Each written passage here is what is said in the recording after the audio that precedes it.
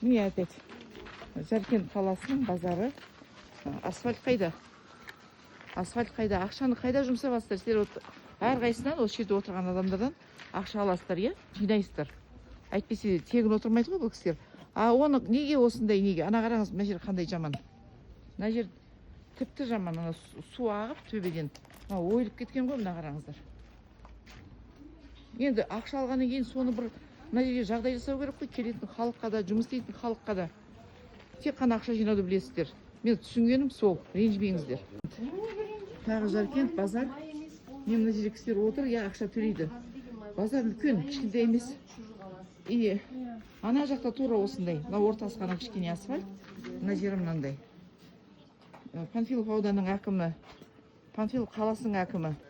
Мынау не масқара? Қала толған қоқыс. Мына жер асфальт жоқ. Жүру мүмкін емес. Мен аяғым шынбетсем, мынау не ғой? Проблема менде. Мына тас жерді бассам, аяғым ауырып кетеді. Масқараның масқарасы екен мына жер. Базарға келдім. Мынау базардың іші. Мынау базардың іші. Ой, кешіріңіз.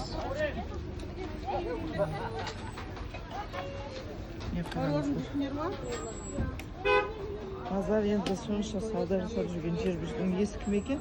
Соны білсек қой. Мына қараңыздаршы. Асфальт аяғы заманда уже ойылып кеткен. Строймен ойылып кеткен асфальт.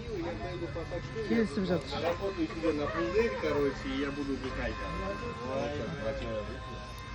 Мына жағы да сондай. Мына жер кішкене дұрыстау екен. Мына жер кішкене дұрыстау екен. Басқа жағы келісіп тұр. Базарға қарай тағы түсірем, көреміз. Мына базардың іші. Мынандай бутиктарды қанша өтседі екен. Енді ойлаймын, жыртық. Қараңыздар.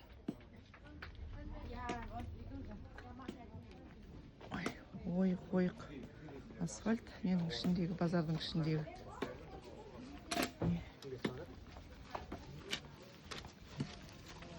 Жамау керек қой бұның бәрін. Ең жақсы қыртыстап бәрін қайтадан салып, реттеп.